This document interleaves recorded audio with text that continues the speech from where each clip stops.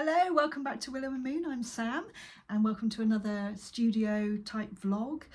Very as you find me, very unpolished but real kind of day in the life of an artist, mum of two, dog mum.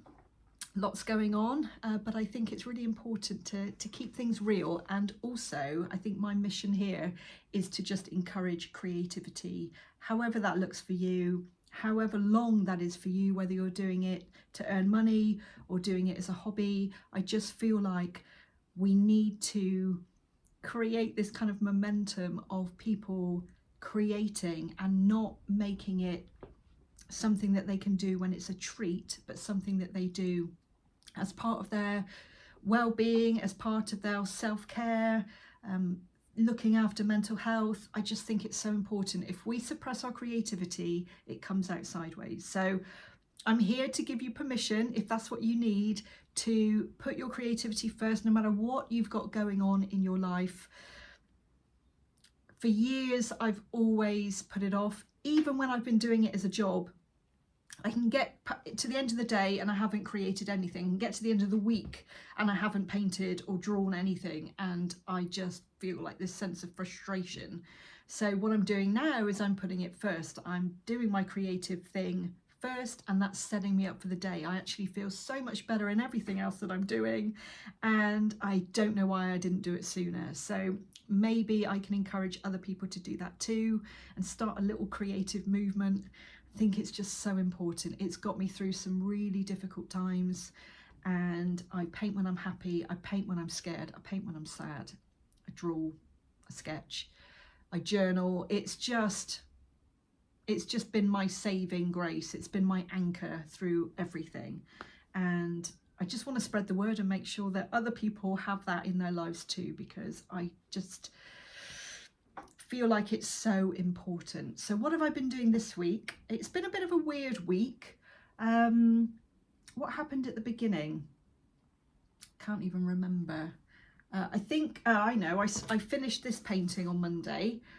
I'm so happy with how it's turned out. It's been a bit of a journey, and I think that's okay. I think it's part of it. I'm really learning acrylics again. I'm learning figure painting. I'm learning to trust my intuition, to not overthink everything. And there was a stage in the middle, I think it was over the weekend actually, I got a bit of painting time in over the weekend, and the nose was just looking so wrong and I couldn't work out what it was. It was looking really Michael Jackson-y. I know that sounds a bit awful, but it was very pinched and very up, and I kept redoing it, doing it again, redoing it. I don't know how many times I painted the nose, and every time it just seemed to get worse and worse. Turns out I brought the bridge down a little bit. I simplified everything. I think I was going too much into the detail. I've been drawing realistically for the last nearly 10 years now, and I think it's just in me to go tight, and I'm really trying to pull back from that and go loose a little bit more and not be so. I think it's a journey that a lot of artists do actually. There's a butterfly trying to get in. Hello. Oh, I wonder if that's symbolic. You tend to go through that realistic, because I think that's what we make sense of when maybe we're beginners, or maybe it's just the way that your brain works. You want something to look as close to what you're drawing as possible. That seems to be the goal, and it certainly was for me for a long time. And then that didn't satisfy me anymore. It's almost like I got to the point where I didn't really see myself getting that much better at it. And so abstract started to come in. I wanted to be more playful. I wanted to be more free. I wanted to splash paint around. And I didn't listen to that for a long time. And then eventually I started to. And that wasn't, you know, I did that for a while. I created some paintings that I love. Lights changing all over the place today. I'm really sorry. But it wasn't enough again. It wasn't enough. And so I feel like I wanted, oh, my camera's rocking now. I feel like I wanted both. I felt like I wanted realism, but looser realism with that kind of impressionistic Monet quality, but that it tells a story. So the abstract element, you can kind of make up whatever feelings it invokes within you.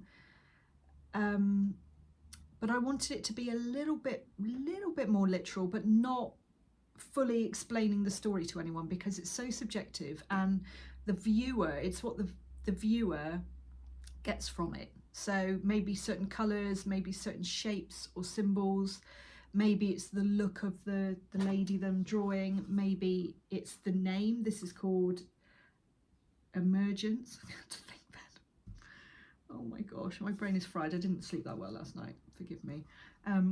This is called Emergence, and it means so much on so many levels to me, and I'm hoping that that energy can reach out to other people as well, because I do feel like it's not something to just be put away in a drawer or just kind of kept. It's definitely something that I want to spread the word on and hopefully evoke emotions in other people. So maybe it's, you know, that's what art is really. It's something that you look at every day and it makes you feel a certain way. Water to me has always been really relaxing. I'm always drawn to it. I'm actually a fire sign, but I think my moon is in Aquarius, which is an earth sign, but you've got the water bearer, and I don't know, it's very complicated. I think, like we all are, multifaceted. But water's always been very calming to me. I love the blues and greens, a little bit of a Monet influence there. I'm reading a book on Monet. So all of these things that are happening in your life come in and kind of all come together on the canvas. So, and I'm allowing it to come through. I'm allowing myself to trust myself that it comes through, and I let it. So whatever happens onto the canvas. So I wanted her to be emerging, so that's what the emergence comes from, emerging from the water, being part of it, letting some of her skin drift into the background. You can't really see the details when you're not looking in real life, but I've got a touch of water, the sky, the reflection, lots of texture within this painting, again, that you can't see. I've added a touch of gold, which is just that kind of sparkle, the light in the dark. It catches the light beautifully. I've let the sides almost work themselves. The bottom is just glorious. The glint in her eye, the look, it's just, it kind of told the story that I was wanting it to. And maybe you could let me know what you think when you see this painting. It is available to buy as an original. I might make some prints from it, some kind of mini prints. So yeah, let me know if it's something that speaks to you or someone you know. I'm going to be selling them at quite a cheap price opening offer whilst I work through this series. And then I started this one. Stuck to my drawing board. Now this is called Knowing. The name just came to me. It came to me, look at that, it's gorgeous.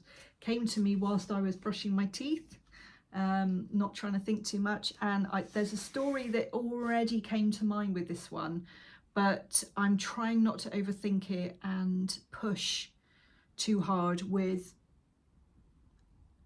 the literal.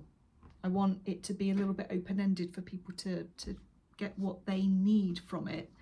But this is a little bit more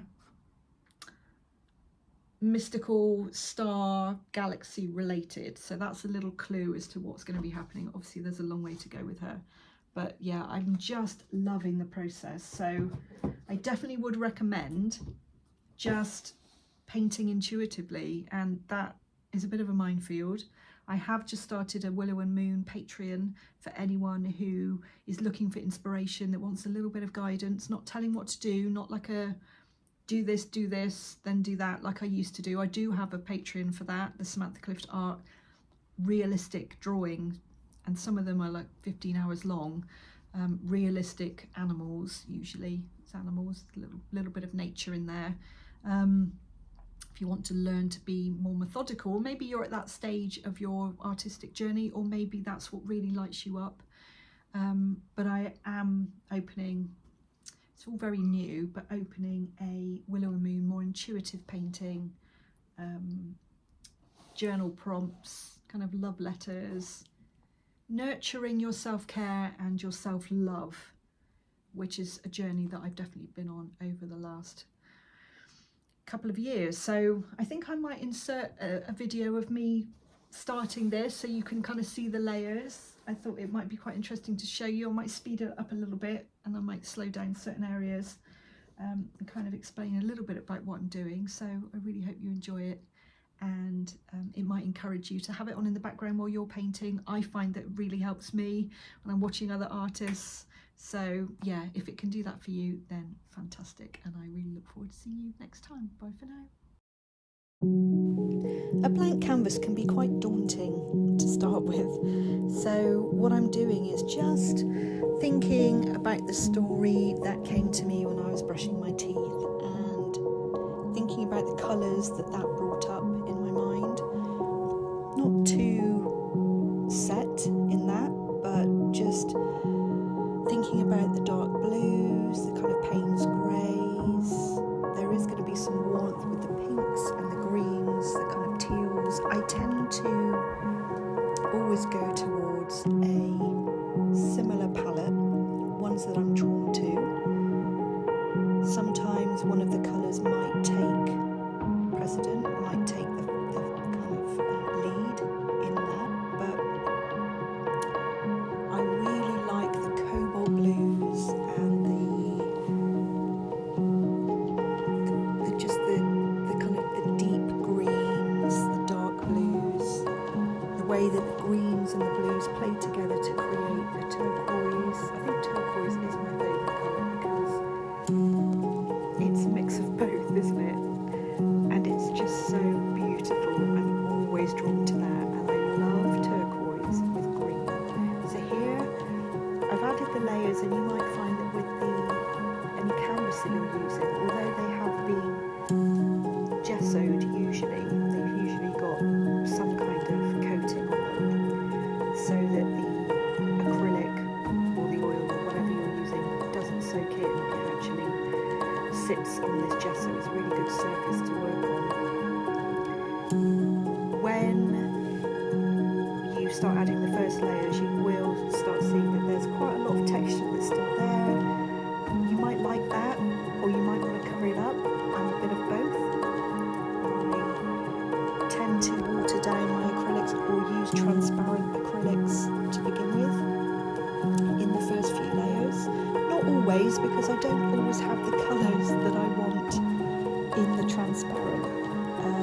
And sometimes if you don't have the tools that you think you need, it can be a massive block. So I would always encourage you to use whatever you've got. Use whatever artist materials you have.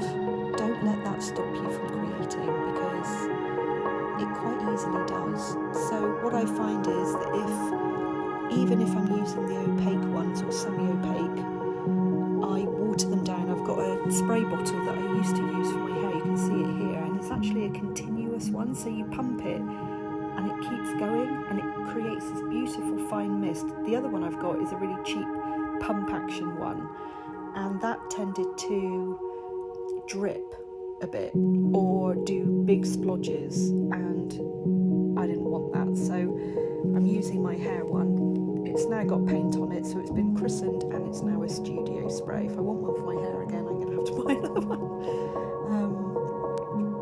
So yeah, I use that, and what that does is it creates a lovely, once you've added the paints, it then allows them to all kind of merge together in a beautiful way, and it doesn't, I don't know, it just takes away those brush strokes. I don't know what I'm doing here. I think I'm having a little pause. Maybe I'm waiting for it to dry. Maybe I'm just mixing some other paints. But take your time. Take a step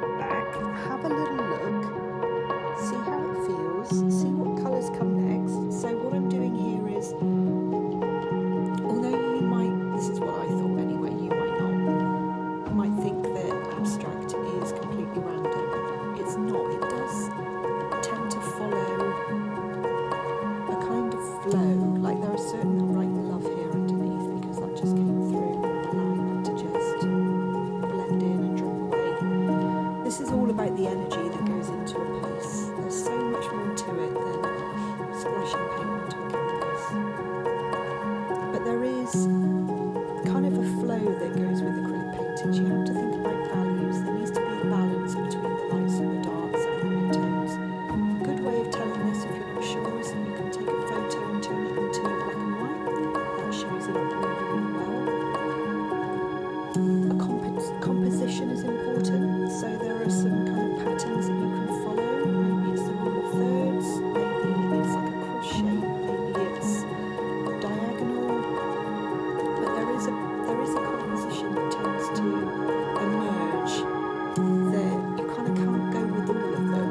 You have to maybe pick one, pick two, and then go with that, allow that to take centre stage. Because otherwise it becomes a little bit too busy. The eye gets tired, it's kind of jarring to the viewer. There's definitely a way that our brains make sense of things, and a lot of the time what I've realised through trial and error is that you have to let the brain fill in the gaps. If you look at, when I was drawing animals for an example, I've got probably more experience of that. When I was drawing animals, you do have to kind of put in every first stroke, and then as I got more into it I realised actually the values were much more important. The details came at the very end, like almost like a suggestion.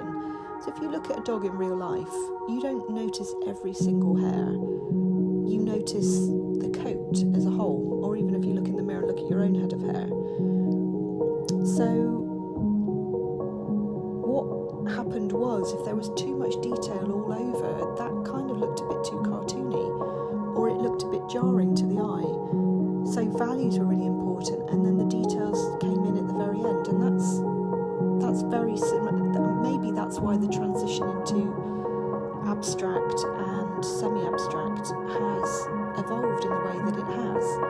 I laid it down then because I didn't want it to drip anymore. I'm adding quite a lot of white to the blues, so we're getting lovely pale blues. I'm loving the way that this is kind of working already, using a big brush, a big flat brush, and I like to kind of wipe the top of the brush on the top of the canvas so that it just drips down. I do love the drips. Laying it down again, just trying to control the drips a little bit, adding a bit of green now.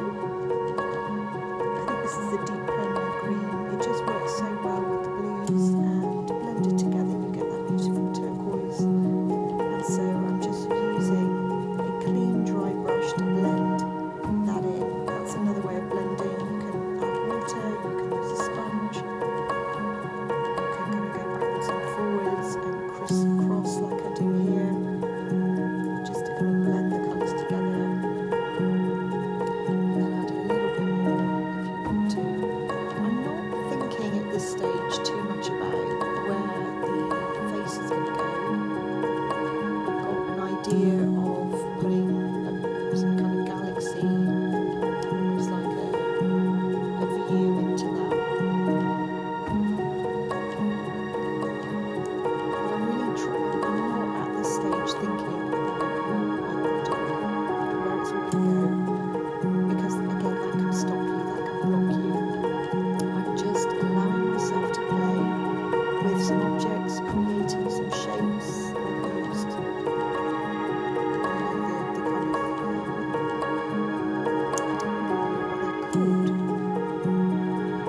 Just, zigzagged edge bits of plastic that you can buy from any hobbycraft or craft shop, just to create some texture and some movement within this. I'm not aiming for water in this painting, but I tend to always be drawn to that. It always seems to come back to that. So it's probably the colours, but if it's the sky as well, it's nature, it's the reflection, it's the trees. I'm using the hairdryer now because you don't